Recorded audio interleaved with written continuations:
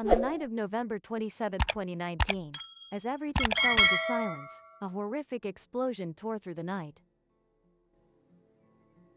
igniting fires that persisted for a full month afterward, causing immense damage to people and property. Moreover, the aftershock of the explosion was so intense that vibrations could be felt even 30 miles away from the incident site. So, what happened? What turned a modern factory into a sea of fire in the blink of an eye? What caused this terrible disaster? Was this just a rare incident, an unfortunate accident, or did it hide behind it an unforgivable chain of human errors due to negligence and irresponsibility? Let's uncover the secrets behind the horrific explosion at TPC Group, and also draw costly lessons for the global chemical industry from the TPC plant leak, where popcorn polymer became the culprit that burned down the city. Heartbreaking story, Dawn.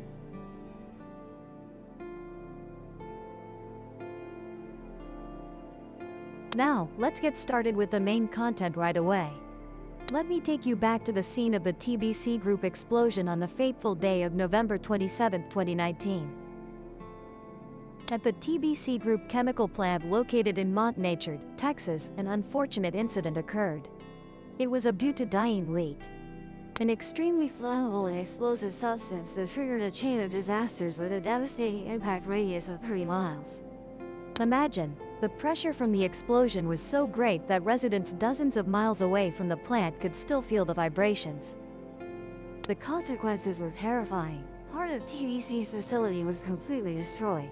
Many nearby homes and businesses also suffered severe damage. Authorities were forced to issue an emergency evacuation order for residents within a 4-mile radius around the plant. Even more frightening, a fierce fire outbreak lasted for over a month. So, what caused this horrific disaster?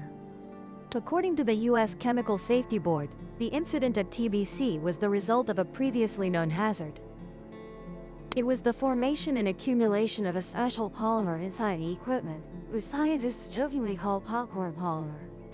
This polymer forms due to the chemical reaction of pure butadiene with oxygen. However, this popcorn polymer was not properly managed and controlled at the TPC plant.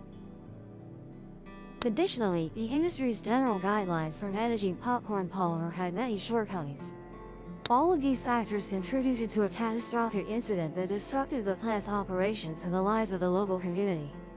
To better understand the cause of the incident, we need to learn a bit about TPC Company and butadiene, the chemical that caused the explosion. TPC is a large petrochemical company with many plants along the Texas and Louisiana coasts. Butadiene, the main product of the Montnatured plant at the time, is a key raw material for producing synthetic rubber and many other products. Although butadiene plays an important role in many industries, it is a highly reactive chemical. If not managed properly, it can pose unpredictable hazards, such as the formation of popcorn polymer, a solid substance that can clog equipment and increase internal pressure, eventually leading to equipment rupture and causing an explosion. It all started from what seemed like a very ordinary incident. On August 4, 2019, during the operation of the butadiene system, a worker shut down a main pump to perform routine operations. However, when trying to restart the pump, he discovered it was broken. So, the main pump was sent for repair and remained out of service from that on. To maintain plant operations, TPC used a backup pump. It seemed like everything was under control, right? But you know, this pump replacement quietly led to the disaster. Because when the main pump stopped, it inadvertently created a dead leg. A section of pipe still connected to the system but with no fluid flow inside. According to the U.S. Chemical Safety Board, CSB, over the next 114 days, popcorn polymer, the dangerous enemy of the butadiene system, silently formed and accumulated inside this dead leg. Notably, there is no evidence that anyone at TPC recognized this hidden danger. And then, what had to happen, happened at 12:54 a.m. on November 27th. Just a few months after the pump broke, the accumulated popcorn polymer became too much, causing the dead leg to suddenly rupture. Imagine about 6,000 gallons of liquid, primarily flammable butadiene, pouring out in less than a minute. Upon contact with air, butadiene immediately vaporized, forming a cloud of explosive gas that engulfed the plant area. 3 nearby workers narrowly escaped by recognizing the danger in time and fleeing as the cloud began to form. But tragedy was still unavoidable. Within just 2 minutes, the steam cloud found the heat source and exploded. The horrific explosion destroyed part of TPC's facility, injuring 2 employees and 1 security guard. The destructive force of the explosion spread rapidly and was so strong that houses and buildings miles away from the plant were still affected. According to local officials, at least 5 residents suffered minor injuries, and the disaster was not yet over. The initial explosion acted as a trigger for a chain reaction. At least 2 more explosions occurred immediately afterward, damaging the pipeline system within the plant. Notably, some damaged pipes could not be isolated, allowing flammable liquid to continue leaking and igniting.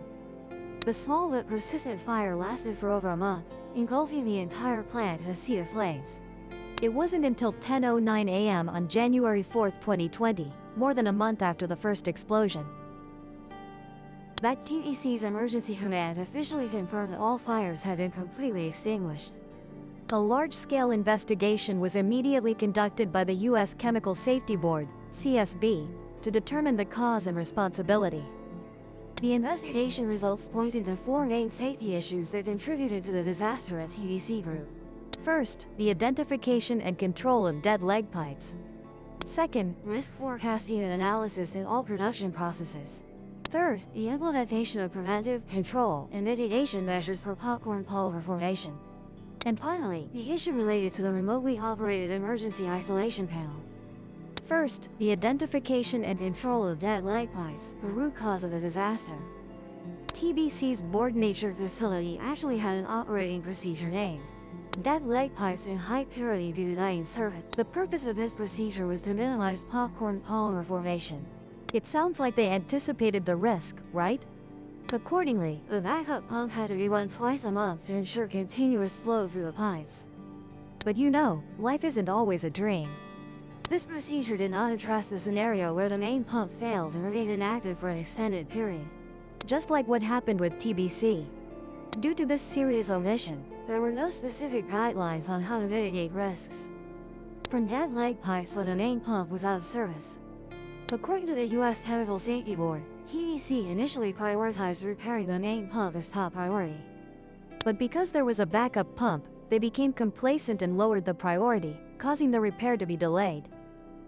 As a result, the dead leg pipe existed for at least 114 days, creating conditions for popcorn polymer to form and accumulate to dangerous levels.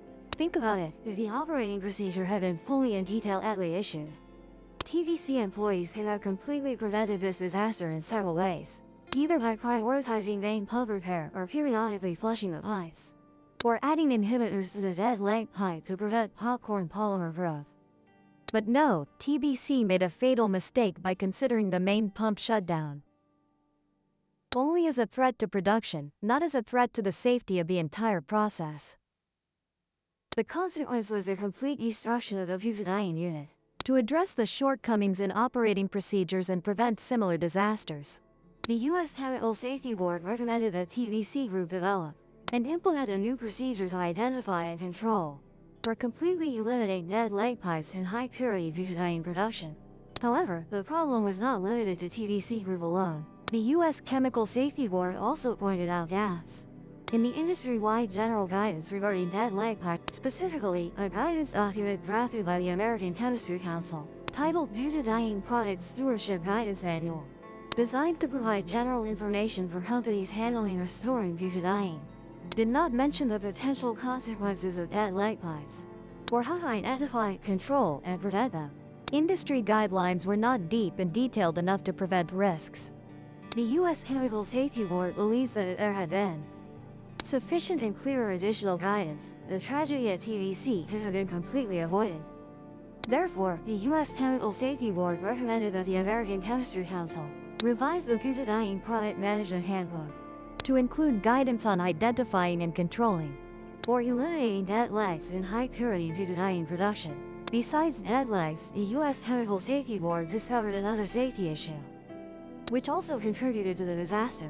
That was the implementation of corrective measures from the VHA process hazard analysis. The U.S. Chemical Safety Board reviewed 2 VHA process hazard analyses, focused on TPC's butadiene production process. Among them, one BHA was conducted in 2016 and clearly identified the risk of popcorn polymer accumulation that could lead to butadiene flow being reduced or completely stopped.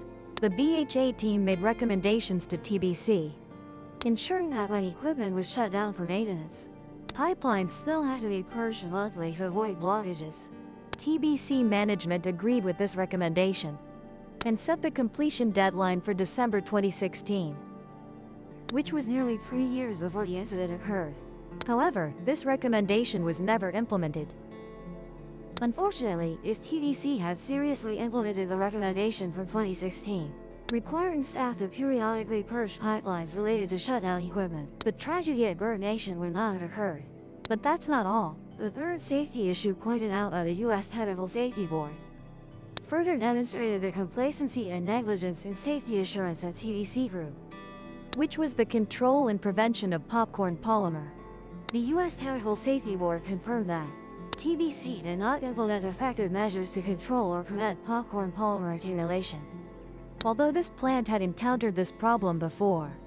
For example, in April 2019, a few months before the incident, TPC began conducting a series of operational tests. They decided to stop using equipment believed to be causing the problem, while reducing the amount of popcorn polymer inhibitor injected into the production stream and using new pumping equipment. However, soon after starting the tests, the amount of popcorn polymer forming in the process increased. TPC staff also noticed signs of popcorn polymer appearing in May and June. But for some reason, they continued operating the butadiene production unit and did not stop the tests even though they might be causing the problem. As a result, the facility continued to experience popcorn polymer formation and equipment blockages, leading to serious operational problems in the butadiene production unit. Faced with increasingly severe popcorn polymer blockages, TPC staff also considered shutting down the butadiene unit for emergency maintenance, cleaning polymer, repairing and upgrading the system to safety standards. However, after clearing some blockage points, TPC decided to postpone the shutdown until 2020. By then it was too late. This hesitant delay made them pay a heavy price, because the appearance of popcorn polymer is an extremely dangerous sign. It shows that the operating procedure is problematic and could cause an accident at any time. As in the case of TPC, just because a dead pipe segment was not detected and controlled, soot accumulated, causing equipment rupture and leading to a horrific explosion. From TPC's incident, the U.S. Chemical Safety Board emphasized, all butadiene production facilities need to develop robust policies to prevent and control soot, while always being ready to shut down the unit and investigate as soon as signs of soot formation are detected. If TPC had strictly implemented these policies, the tragedy would not have occurred. Not stopping there, the U.S. Chemical Safety Board also discovered another shortcoming in the American Chemistry Council's Butadiene Product Management Handbook. The handbook does not specify conditions that could justify shutting down and cleaning the butadiene unit.